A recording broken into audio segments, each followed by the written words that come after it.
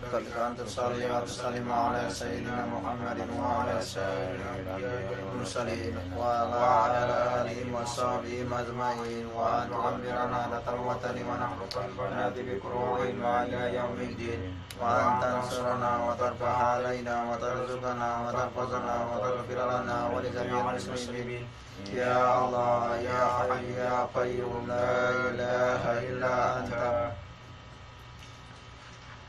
Assalamualaikum warahmatullahi wabarakatuh. Rahim. Alhamdulillahi rabbil alamin, wassalatu wassalamu ala asyrafil anbiya'i wal mursalin sayyidina Muhammadin abil qasimil amin wa ala alihi wa sahbihi ajma'in.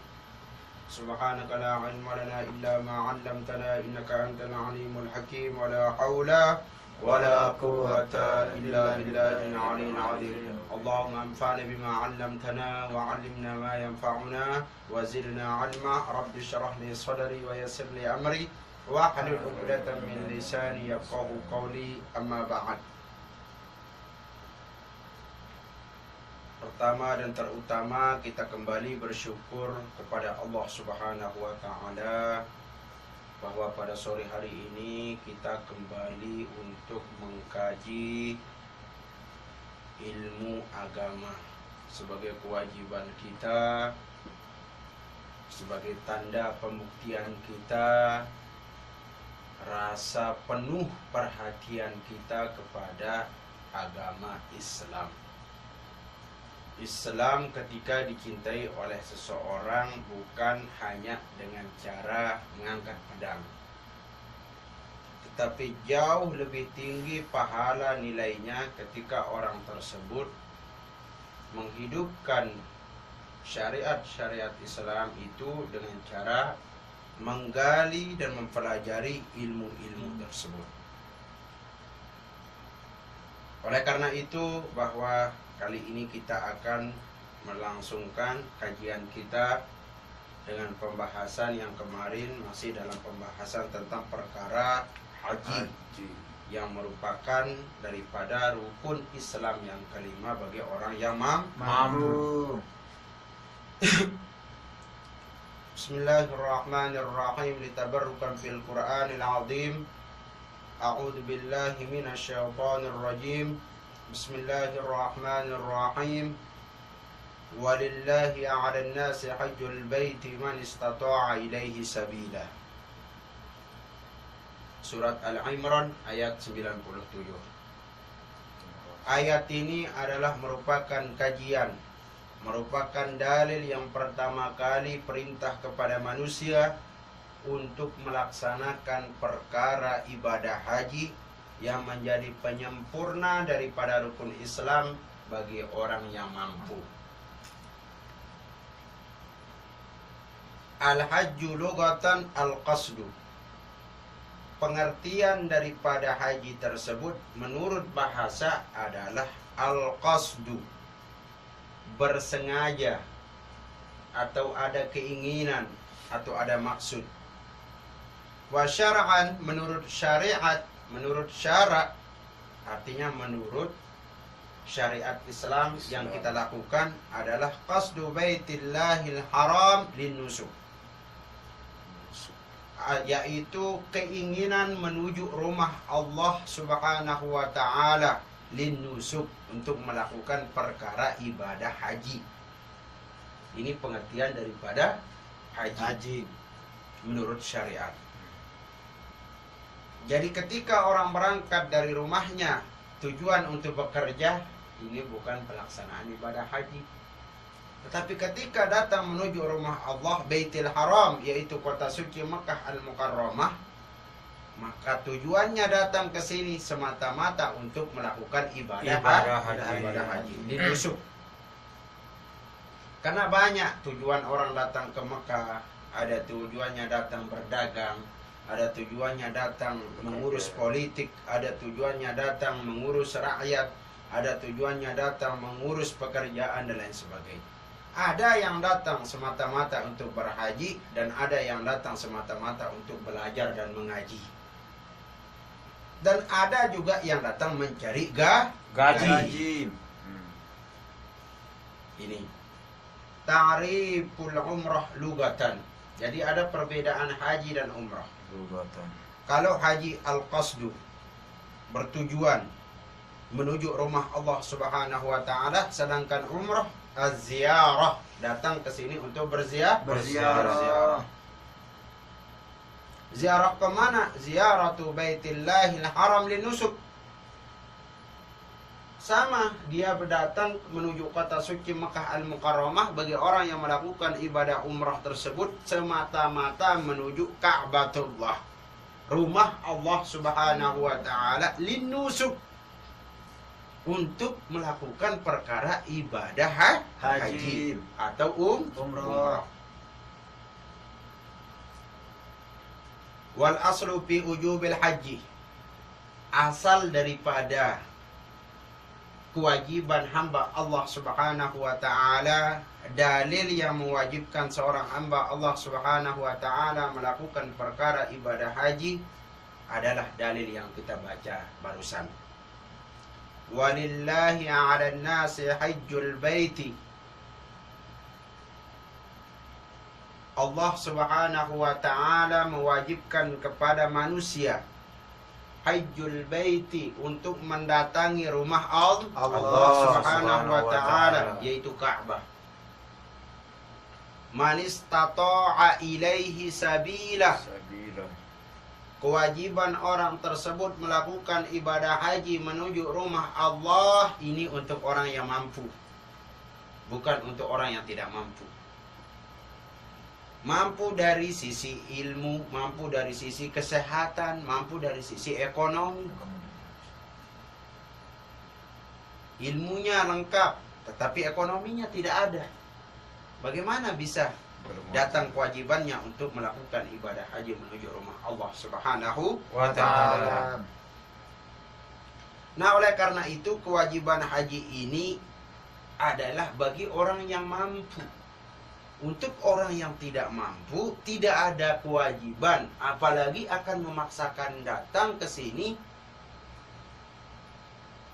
Itu adalah hal yang dilarang oleh Allah.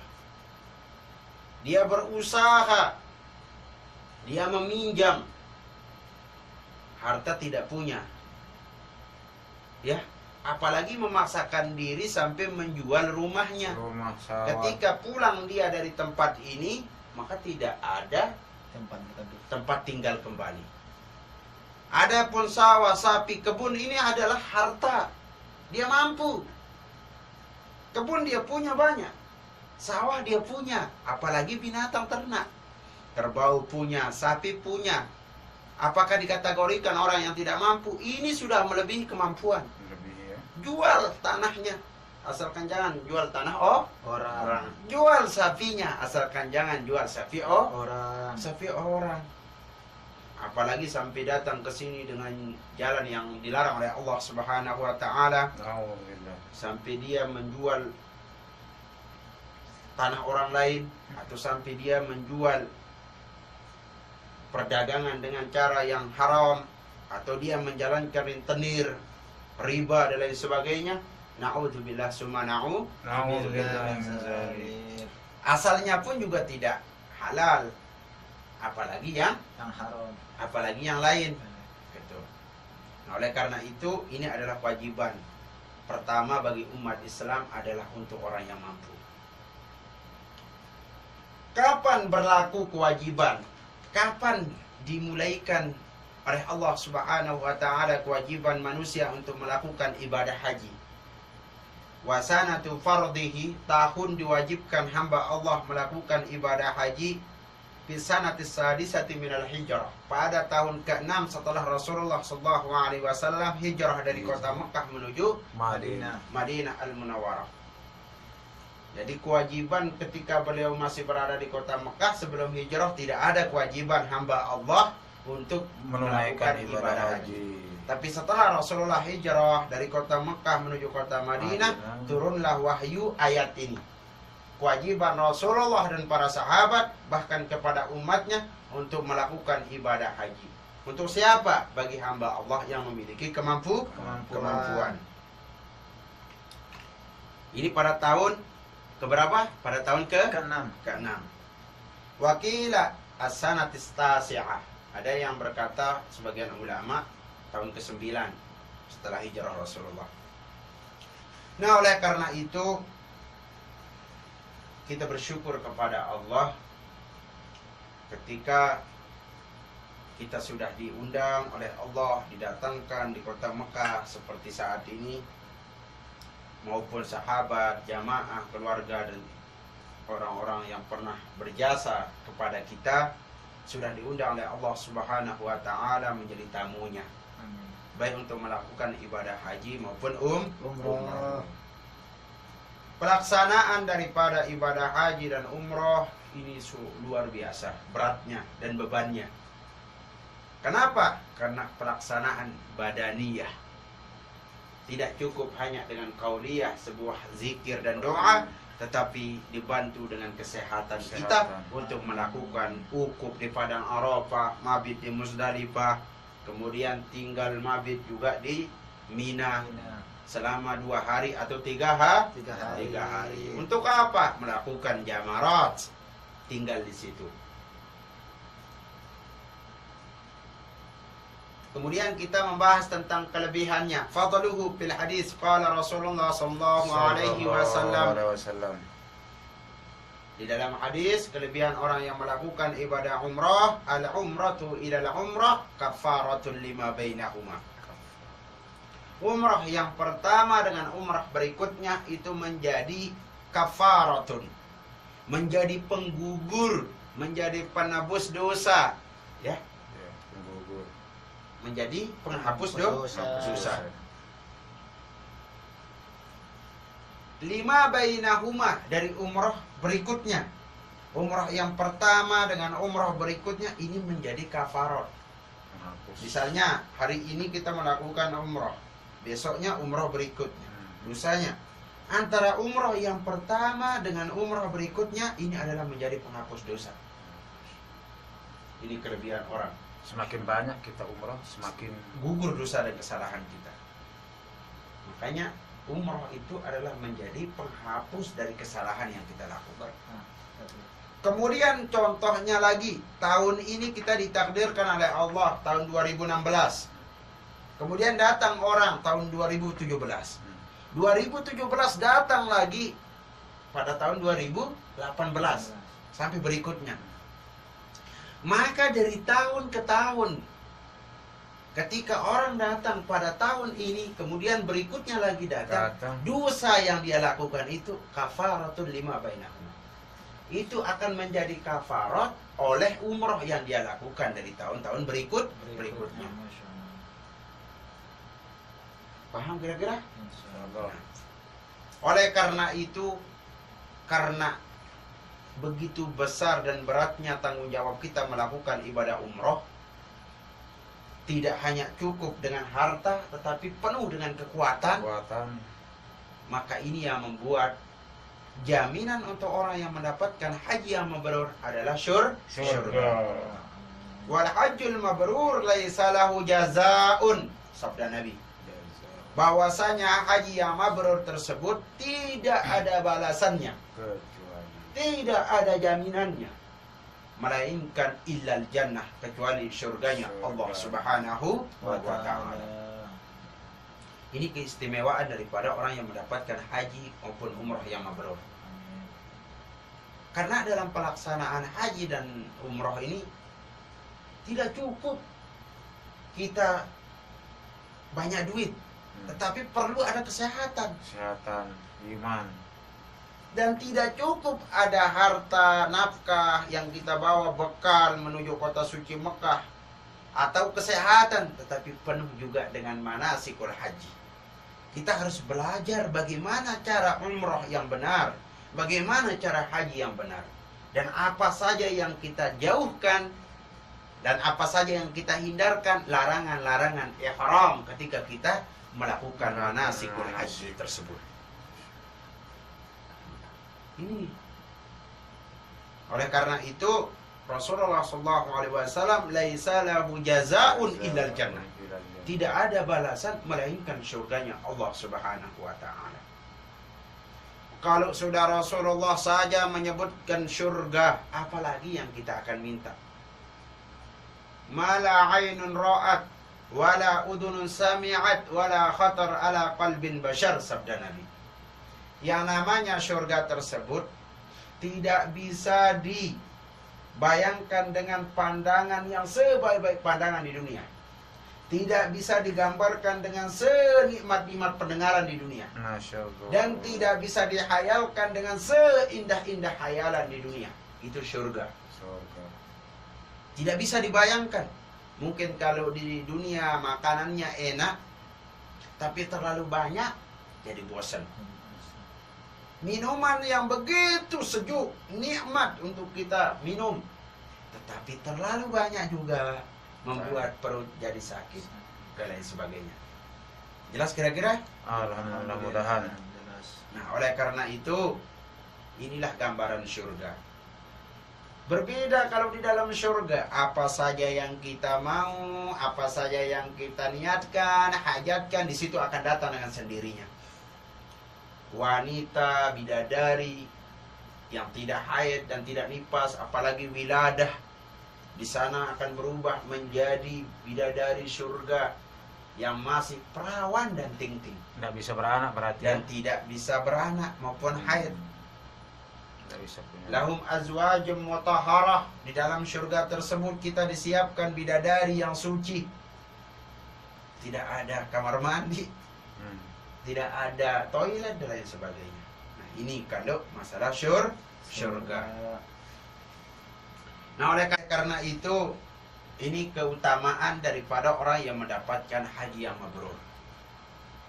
Adalah Surga. Jannatullah. Wa qala sallallahu alaihi wasallam, sabda Nabi sallallahu alaihi wasallam pula, tabi'u bainal haji wal umrah. Kata Nabi, barengi antara haji itu dengan umrah. Fa innahuma, karena keduanya antara haji dan umrah, yamfiyanid dunubah, itu akan menghapus, menggugurkan dosa dan kesalahan yang kita lakukan. Haji dan umrah.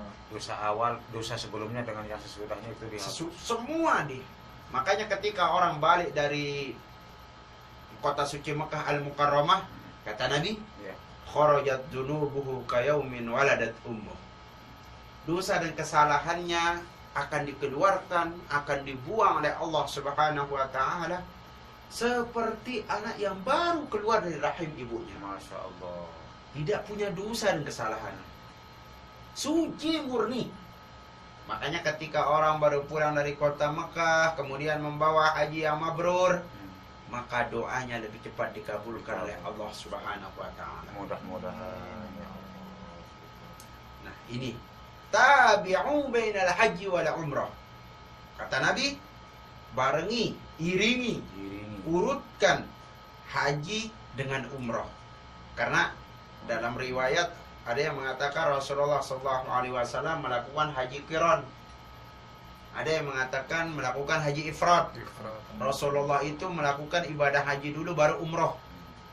Nanti setelah habis pelaksanaan ibadah haji, baru beliau berangkat mengambil miqat untuk melakukan ibadah umrah. Itu yang disebut dengan haji qiran.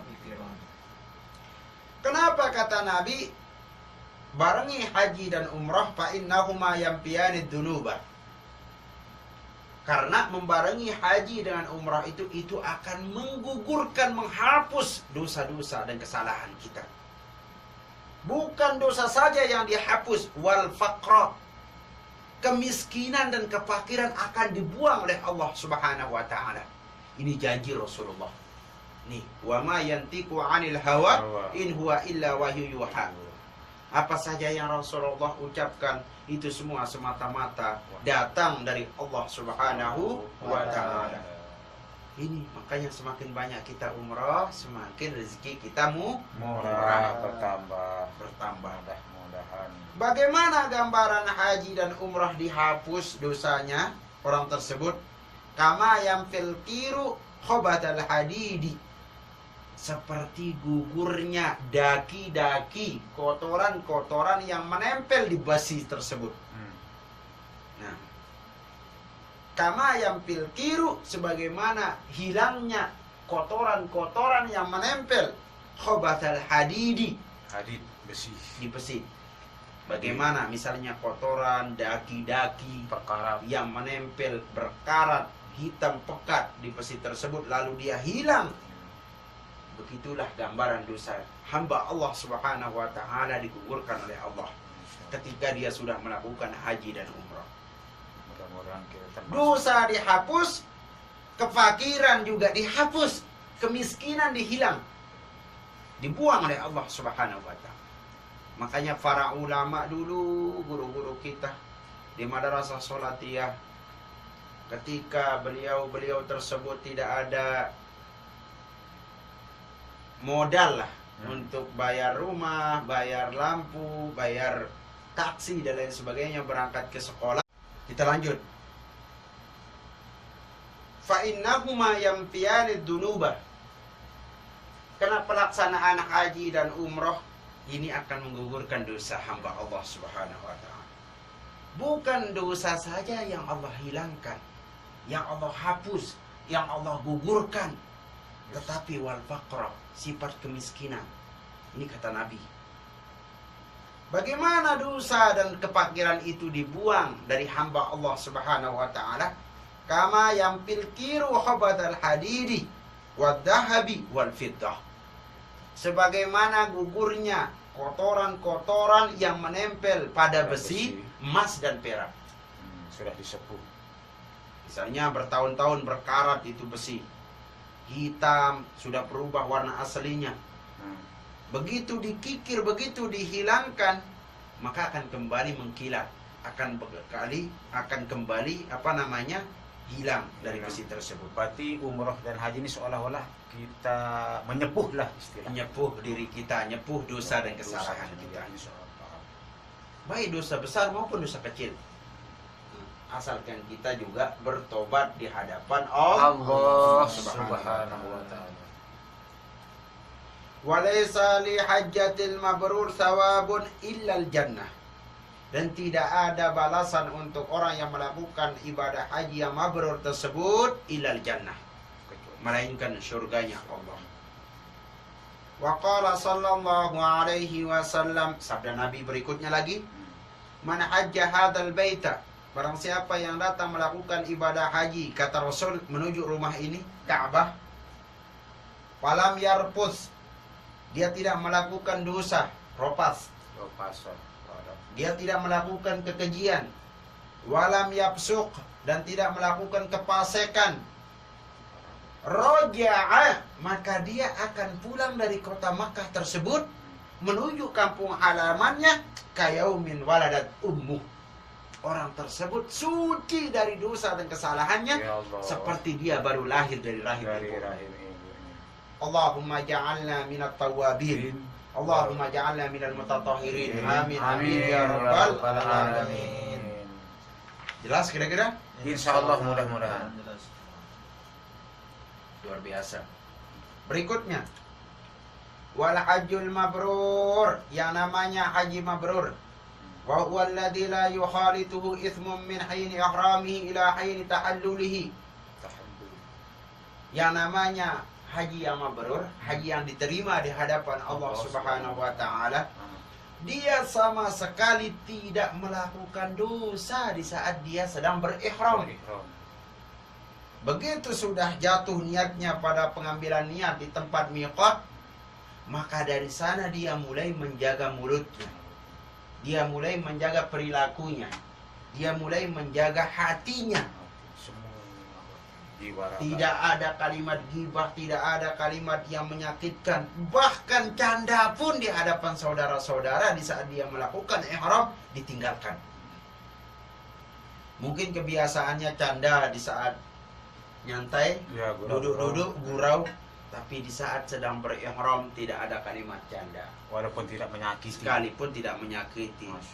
Tetapi khawatir akan terjadi perasaan yang kurang enak, tersentuh di dalam hati saudara-saudara kita. Jelas? Insyaallah, jelas. Apa itu wakila al-hajjul mabrur huwal makbul? Berikutnya ulama mengatakan Yang disebut dengan haji yang mabrur adalah haji yang diterima di hadapan Allah Subhanahu wa taala. Wa qad hajjan Nabi sallallahu alaihi wasallam hajjatan wahidah fi sanatil 'ashirah ba'dal hijrah. Bahwasanya Rasulullah sallallahu alaihi wasallam melakukan ibadah haji dari kota Madinah setelah beliau hijrah dari kota Makkah itu fi sanatil 'ashirah, pada tahun ke-10. Pada tahun ke-10. Jadi umrah beliau jadi sebelum beliau berangkat menuju kota Mekah melakukan ibadah haji, Rasulullah melakukan ibadah umrah dahulu. Jelas? Jadi Rasulullah dulu melakukan ibadah umrah. Dan hajinya Rasulullah semasa hidupnya hanya sekali. Tidak ada haji 2 kali. Kalau umrah 4 kali beliau. Tapi pelaksanaan ibadah haji yang beliau lakukan itu cuman sekali dalam seumur hidup beliau. Itu yang disebut dengan haji wada. Haji perpisahannya Rasulullah sallallahu alaihi wasallam. Tapi jamaah itu kan walaupun berkali-kali dia itu tidak termasuk bid'ah itu. Tidak. Makanya untuk pelaksanaan ibadah haji sekali dalam seumur hidup itu hukumnya wajib. Adapun berikutnya kedua, ketiga kali lebih dia punya rezeki, kemudian datang lagi tahun berikutnya melakukan ibadah haji, ini adalah haji sunnah dalam Islam. Oh, tidak bid'ah ya. Yusabu ala fi'lihi wa la yu'aqabu ala tarkihi. Yang namanya haji sunnah tersebut mendapat pahala kalau dilakukan dan tidak mendapat siksa kalau tidak dilakukan.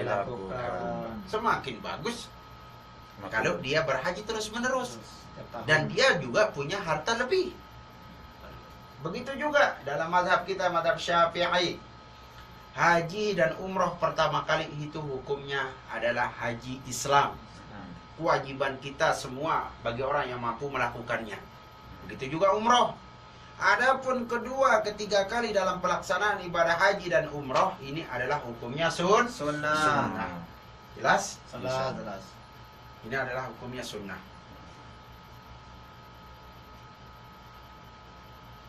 Wa hajja qabla al-hijrah hajjan qasiratan la tuhsa. Dan hajinya beliau sebelum hijrah, ya, hajinya beliau sebelum hijrah hijajan katsiratan. Sering beliau sebenarnya melakukan ibadah haji sebelum hijrah, yaitu masih di kota Mekah. La tuhsa, dan tidak ada batasnya.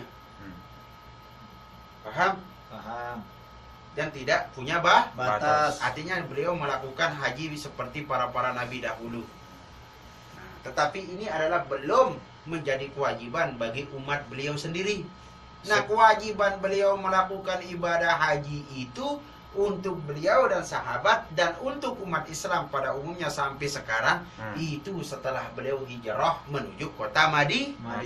Dan itu setelah 6 tahun 6 tahun setelah beliau hijrah di kota Madinah Al-Munawwarah. Ada pertanyaan?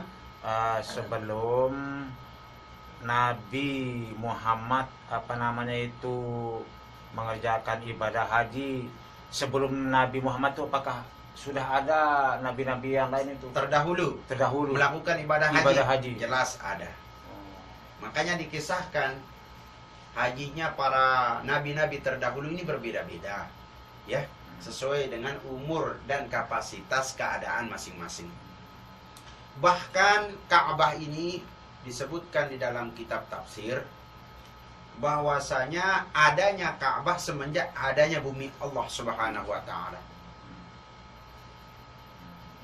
Sehingga ketika bumi ini ada, kemudian Ka'bah pun juga muncul di permukaan Mekah Al-Mukarramah, maka di situ yang melakukan ibadah dan tawaf keliling yaitu para jin, malaikat.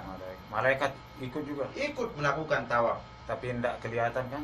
Kelihatan di zaman para malaikat, di kalangan para malaikat di hadapan Allah Subhanahu wa taala. Makanya wa idz qala rabbuka lil malaikati inni ja'ilun fil ardi khalifah. Jadi sebelum Adam diciptakan oleh Allah Subhanahu wa taala menuju permukaan bumi ini, jauh sebelumnya malaikat sudah ada. Sehingga ketika diumumkan oleh Allah Subhanahu wa taala kepada malaikat, "Inni ja'ilun fil ardi khalifah." Wahai bangsa malaikat, wahai hambaku, saat ini aku akan menciptakan seorang khalifah untuk mengurus permukaan bumi ini, untuk mengurus Ka'bah ini, untuk mengurus dunia ini. Siapakah mereka? Yaitu Nabi Adam.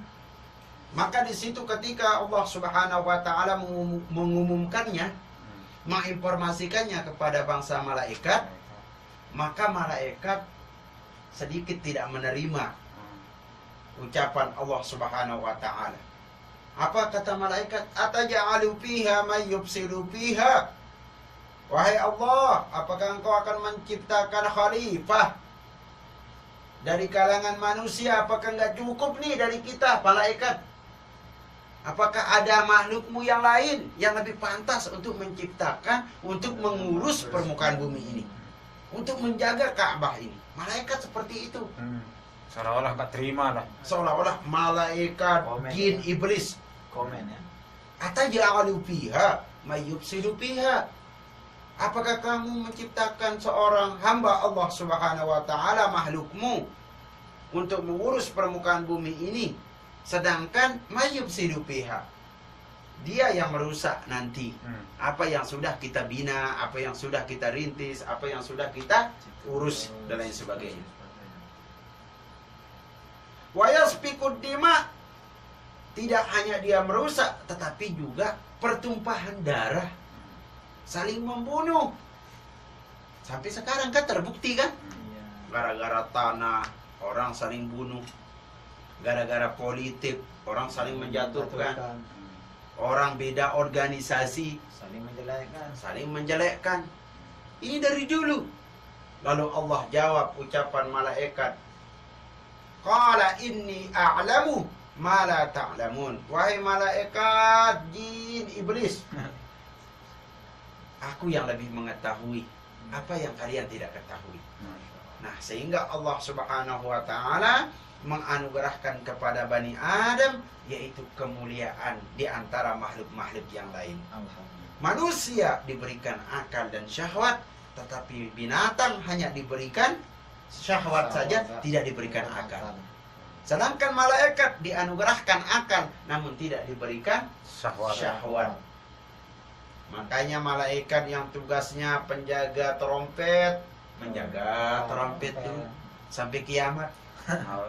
Yang menjaga pintu surga kerjanya berdiri tegak di sana. Yang menjaga pintu neraka berdiri di situ. Yang tugasnya sujud di arasy, kerjanya sujud sampai kiamat. Masya Allah. Kalau yang terlalu banyak itu niup seruling, itu mungkin terlalu banyak anunya, mungkin itu gitu. Ini candaan saja. Yang kerjanya memegang trompet untuk mengumumkan bahwa kiamat terjadi, sampai sekarang masih memegang. Sampai kapan dia lepas trompet dan ditiup? Itu sampai kiamat terjadi. Makanya subhanallah, manusia kita diberikan ilmu, kita diberikan akal hanya untuk melakukan kebaikan. Ini adalah amanat Allah Subhanahu wa taala untuk menjaga bumi ini. Ini adalah amanat Allah untuk menjaga apa yang ada di permukaan bumi ini. Sehingga dengan kebaikan yang kita lakukan, sholat, ibadah yang kita lakukan, menjaga apa yang ada di sekitar kita, mengurus buminya Allah dengan cara yang bagus, ini adalah titipan amanah oleh Allah Subhanahu wa taala kepada kita. Kenapa? Karena ini adalah kelebihan dan anugerah yang Allah berikan jauh lebih banyak kepada Bani Adam dibanding dengan makhluk-makhluk yang lain. Ketika orang rajin beribadah, sholat, dengan melakukan ketaatan dan menjauhi segala larangannya, maka jauh nilai pahala kita dapatkan dibanding malaikat. Tetapi ketika kita mengikuti syahwat dan hawa nafsu kita, tidak dibarengi dengan akal pikiran yang bagus dan jernih, mengikuti nafsu saja, maka jauh lebih hina kita dibanding dengan Malaikat. binatang. Oh, binatang. Karena binatang dianugerahkan syahwat, nafsu, tetapi tidak diberikan akal. Nah, oleh karena itu ketika kita menggunakan akal dan pikiran yang jernih, lalu kita memperbuat segala amal ibadah, perintah-perintah Allah, maka nilai daripada kemuliaan di hadapan Allah ini ada nilainya di hadapan Allah Subhanahu wa taala dibanding dengan binatang maupun malaikat. Jelas? Jelas. Kemudian bagaimana dan kapan umrahnya Rasulullah? Ya. Dan di mana tempat-tempat beliau mengambil miqat? Wa qad i'tamara sallallahu alaihi wasallam, dan sungguh sudah melakukan ibadah umrah olehnya Rasulullah sallallahu alaihi wasallam arba'um umar, yaitu 4 kali di dalam hidupnya Rasulullah melakukan ibadah umrah. Umratul Hudaybiyah fi Dzil Qa'dah as-sanata as-sadisah. Umrahnya yang pertama Rasulullah itu pengambilan mikotnya yaitu dari Hudaybiyah. Oh, yang di dekat unta itu ya. Yang dekat peternakan unta. Itu di Hudaybiyah. Kapan? As-sanata as-sadisah, pada tahun ke-6 Hijriah. Nah, ini ketika Rasulullah berangkat dari kota Madinah Ceramah menuju kota Mekah Al-Mukarramah, maka Rasulullah sallallahu alaihi wasallam mengambil mikotnya yaitu dari Hudaybiyah. yang pertama. Makanya ini yang dikatakan di situ ketika Rasulullah tiba dari kota Madinah menuju kota Mekah, banyak sekali gejolak-gejolak, genjatan-genjatan, sampai Rasulullah dihadang di situ di Hudaybiyah yang disebut dengan Masjid Syajarah. Satu pohon di situ Rasulullah melakukan bai'atur ridwan, melakukan bai'at kepada sahabatnya di sana, berkumpul bersama Rasulullah sallallahu alaihi wasallam. Maka di sana Rasulullah tinggal berhari-hari. Kemudian mengutus Sayyidina Utsman untuk datang menjadi perwakilan umat Islam memasuki kota Mekah untuk diberikan izin agar tidak diganggu kaum muslimin bersama Rasulullah pada saat itu oleh pasukan jahiliyah, oleh pasukan Quraisy pada saat itu. Maka terjadi kekhawatiran sedikit dari Rasulullah SAW kepada para sahabat, sehingga Rasulullah melakukan bai'at, sebuah perjanjian yang dilakukan para sahabat di hadapan Rasulullah sallallahu alaihi wasallam. Nah, sehingga perjanjian tersebut sampai diabadikan oleh Allah Subhanahu wa taala di dalam Al-Qur'an, yaitu perjanjian Aqabah. Perjanjian Aqabah. Nah, perjanjian ini diabadikan oleh Allah Subhanahu wa taala sebagaimana disebutkan di dalam surat Al-Fath ayat 18. Allah Subhanahu wa taala berfirman, ini sampai diabadikan baiat dan janji para sahabat di hadapan Rasulullah sallallahu alaihi wasallam. Laqad radiyallahu 'anil mu'minina id yubayyi'unaka tahta asy-syajarati. Sesungguhnya Allah telah meridai terhadap sahabat-sahabat, orang-orang mukmin. Ya. Mukmin sahabat yang gimana? Id yubayyi'una. Mereka yang melakukan baiat, janji dengan Rasulullah sallallahu alaihi wasallam. Di mana mereka melakukan janji? Tahta syajarati, di bawah pepohonan. Nah, itu yang disebut dengan bai'atur ridwan. Janjinya para sahabat di hadapan Rasulullah sallallahu alaihi wasallam itu dilakukan di sebuah pohon. Pohon kurma? Enggak. Pokoknya ada satu pohon, entah itu pohon kurma atau apa, kurang tahu saya. Oh, pohon Soeharto lah. Belum ada. Itu yang disebut dengan pohon di sana. Ada satu pohon. Sehingga Rasulullah sallallahu alaihi wasallam juga dikisahkan para sahabat di sana kekurangan air minum. Pada saat itu Rasulullah ratusan kumpul bersama para sahabat akan masuk ke kota Mekah melakukan ibadah umrah. Pada saat tersebut Rasulullah kekurangan air. Para sahabat kehausan. Maka muncul daripada mukjizat Rasulullah SAW, yaitu keluarnya mengalirnya air dari jari tangannya Rasulullah. Sehingga para sahabat yang mengkisahkan riwayat hadis tersebut, seandainya kami ribuan, bahkan ratusan ribu atau miliaran, jutaan dari kalangan para sahabat, semua sahabat-sahabat tersebut akan puas untuk menikmati minumnya Rasulullah SAW.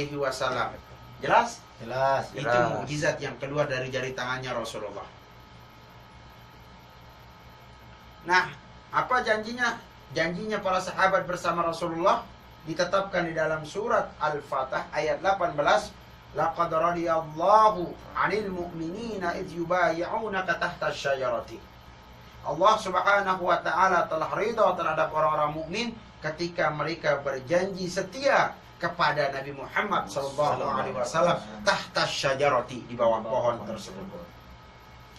Fa'alima ma fi qulubihim, dan Allah mengetahui apa-apa yang terjadi dalam hati mereka, yaitu para sahabat yang benar-benar ikhlas berjanji atau tidak benar-benar. Karena banyak para sahabat yang munafik. Lain di mulut, lain di hati. Gitu. Disitulah Allah menguji mereka dengan kekurangan minum mereka, dengan fasilitas mereka. Kalau memang benar-benar ikhlas dan yakin berbaiat berjanji kepada Rasulullah, maka itulah yang Allah ridhoi. Tapi ketika nanti setelah datang bertemu dengan keluarga, bahkan meninggalkan Islam karena kekurangan fasilitas, karena kekurangan minuman, makanan dan lain sebagainya, lalu mereka kembali kepada agama mereka, menyembah berhala, itulah yang disebut dengan orang munafik. Maka Allah meridai terhadap para sahabat yang sudah berjanji kepada Rasulullah SAW di pohon tersebut. Fa'alima ma fi qulubihim, firman Allah. Dan Allah mengetahui apa yang terdapat di dalam hati mereka. Fa'anzalas sakinata, dan Allah menurunkan ketenangan setelah mereka berjanji dengan Rasulullah sallallahu alaihi wasallam. Mereka menurunkan keterangan alaihim terhadap mereka. Wa atsabahum fathan qariba, dan Allah memberikan balasan kepada mereka dengan kemenangan yang dekat, dengan kemenangan yang sesungguhnya, yaitu bisa menguasai kota Makkah. Itulah yang disebut dengan Fathu Makkah. Rasulullah membebaskan para berhala di sana di sekitar Ka'bah. Ya, inilah kemenangan yang benar-benar terjadi setelah Rasulullah menguasai kota Makkah. Itu atas kekuatan para sahabat pula yang sudah berjanji benar-benar dengan Rasulullah. Nah, begitu dikisahkan setelah Rasulullah SAW memasuki kota Makkah, maka di sekitar Ka'bah tersebut banyak sekali patung-patung berhala-berhala, bahkan melebihi daripada kebesaran Ka'bah. Begitu Rasulullah dan para sahabat tiba, Rasulullah mengajak para sahabat untuk merusak Ka'bah.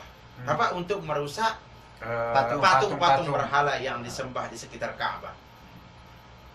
Apa firman Allah Subhanahu wa taala?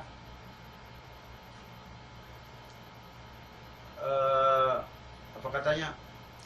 Wa qul ja'al haqq. Begitu Rasulullah merusak patung-patung berhala itu, Rasulullah membaca wa qul ja'al haqq. Sudah datanglah sebenar-benar kemenangan. Sudah datang sebenar-benar kebenaran. Wa qul ja'al haqq wa zahaqal batila, dan musnahlah kebatilan-kebatilan. Kesyirikan-kesyirikan yang ada di kota Mekah Al-Mukarramah sudah musnah. Yang datang adalah kebenaran datang dari Dari Allah. yang dibawa oleh baginda Nabi Muhammad Sallallahu alaihi wasallam. Innal batila kana zahuqa. Zahuqa. Sesungguhnya kebatilan, kerusakan itu binasa dengan sebenar-benar binasa. Tidak ada yang datang lagi. Jelas kira-kira? Insyaallah. Ini sejarah kisah ketika Rasulullah berada di Hudaybiyah. Sampai diabadikan di dalam surat Al-Fath.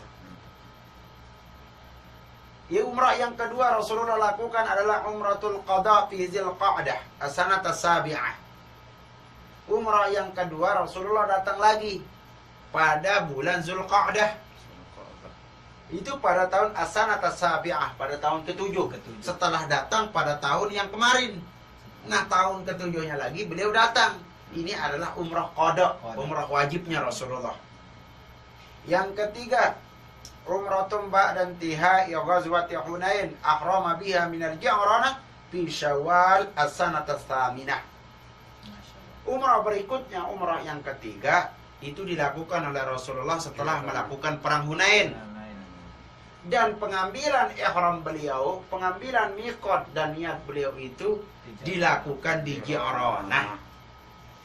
Sekaligus juga di sana di Ja'ranah tersebut tempat pembagian harta ghanimah, harta rampasan kepada fakir miskin, kepada anak-anak yatim dan orang-orang yang baru memeluk agama Islam. Di situ dibagikan di Ja'ranah.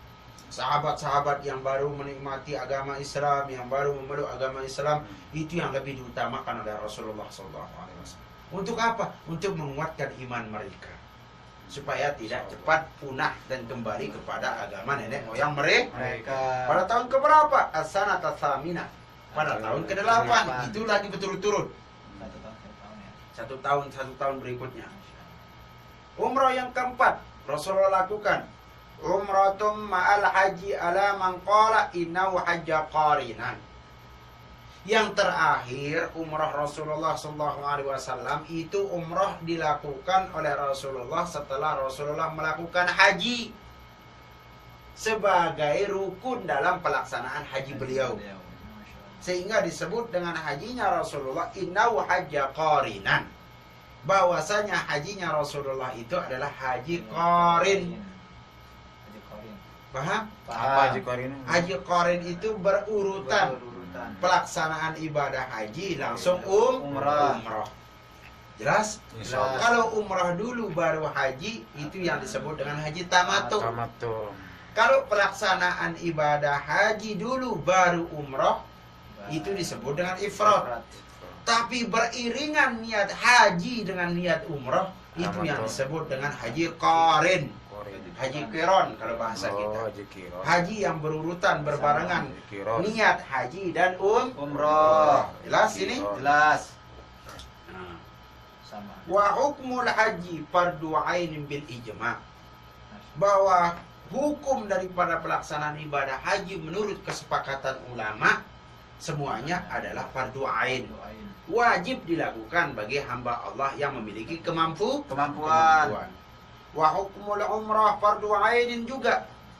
Sedangkan hukum umrah pula itu fardu ain. Fardu ain artinya fardu yang tidak bisa ditinggalkan bagi orang yang mampu.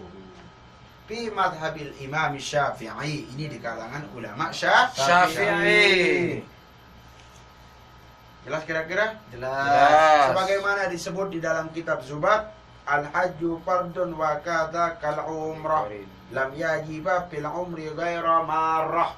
Nah, Imam Ibn Ruslan di dalam kitab Zubatnya mengatakan al-hajju fardun wa kadza kal umrah lam yajiba fil umri ghaira marrah. Apa artinya? Bahwasanya al-hajju fardun, hukum melakukan ibadah haji itu adalah fardu, itu wajib. Wa kadza kal umrah, begitu juga ibadah umrah. Lam yajiba fil umri ghaira marrah, dan tidak diwajibkan keduanya yaitu haji dan umrah hanya sekali dalam seumur hidup. Coba baca bareng-bareng. Ikuti. Al-hajju fardun Al-hajju fardun wa kadzakal umrah wa kadzalkal umrah lam yajiba lam yajiba fil umri fil umri ghairu marrah. ghairu marrah. Tinggal 2 kali. Al-hajju fardun Al-hajju fardun wa kadzakal umrah wa kadzalkal umrah lam yajiba lam yajiba fil umri fil umri ghairu marrah. ghairu marrah. Nah, ini dalam kitab Zubat ya, yaitu karangan Imam Ibnu Ruslan. Tinggal sekali. Al-hajju fardun Al-hajju fardun wa kadzakal umrah wa kadzalkal umrah lam yajiba lam yajiba fil umri fil umri ghairu marrah. ghairu marrah. Kalau nyanyiannya begini, simak saya sendirian. Al-hajju fardun wa kadzakal umrah lam yajiba fil umri ghairu marrah. Al-hajju fardun wa kadzakal umrah lam yajiba fil umri ghairu marrah. Artinya bahwasanya pelaksanaan ibadah haji itu hukumnya fardu. Begitu juga ibadah Umrah lam yajiba fil umri, dan tidak diwajibkan dalam seumur hidup kita itu ghairu marrah, melainkan hanya sekali. Adapun kedua dan ketiga sampai seterusnya itu hukumnya sunat muakkad. Ya. Nah, ini syair daripada Imam Ibnu Ruslan dalam kitabnya, yaitu kitab Zubat. Al-hajju fardun wa kadzakal umrah lam yajiba fil umri ghairu marrah. Coba sama-sama apa kira-kira? kurang sedikit lah. Coba ikuti. Al-hajju fardun Al-hajju fardun wa kadzakal umrah wa kadzalkal umrah wa kadzakal umrah wa kadzalkal umrah lam yajiba lam yajiba fil umri fil umri fil umri fil umri ghairu marrah. ghairu marrah. Kira-kira mudah ya. Insya Pokoknya Allah. fokus. Pertama gini. Al-hajju fardun wa kadzakal umrah lam yajiba fil umri ghairu marrah. Al-hajju fardun wa kadzakal umrah lam yajiba fil umri ghairu marrah. Al-hajju fardun wa kadzakal umrah lam yajiba fil umri ghairu marrah. Luar biasa kan? Ini bagus.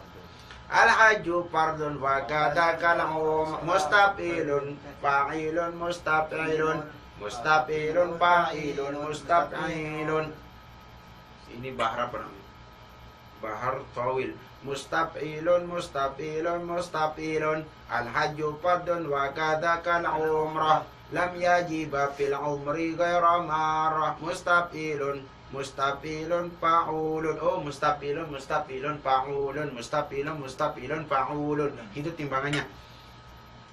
Al-hajju fardun wa kadzakal umrah lam yajiba fil umri ghairu marrah. Pak, sama-sama. Al-hajju fardun wa kadzakal umrah lam yajiba fil umri ghairu marrah.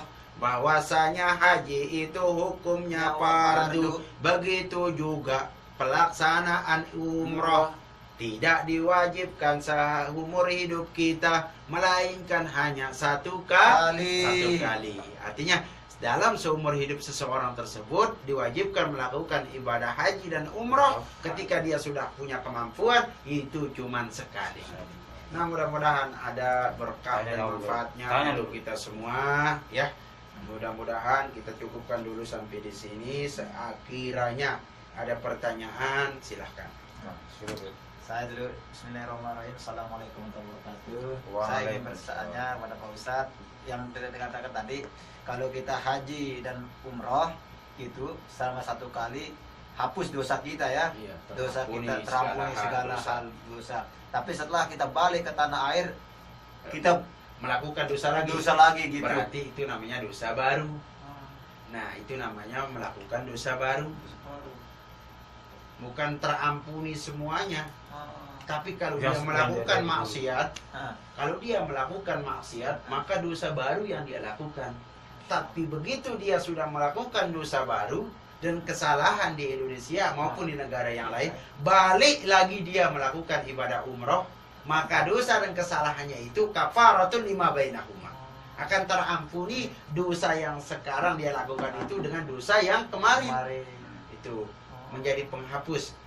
Makanya caslah iman dan takwa kita dengan memperbanyak ibadah umroh. Karena satu-satunya ibadah umroh yang dapat menggugurkan dosa dan kesalahan seperti orang yang baru keluar dari rahim ibunya. Jelas? Jelas. Ini. Terus ini kira-kira kata orang kalau sudah berkali-kali dia pergi haji dan umroh, daripada uangnya itu dipakai terus berhaji, mana lebih utama dibagikan uang itu kepada anak fakir miskin? Itu dilihat dari situasi. Kalau dia sudah melakukan ibadah haji yang pertama, maka haji yang kedua itu adalah haji sunnah. Tetapi kalau dia di sekitarnya sangat membutuhkan dan dia punya tanggung jawab seperti mengasuh anak yatim di situ, atau banyak fakir miskin di kiri kanan tetangga, di samping tetangganya, maka itu dulu utamakan.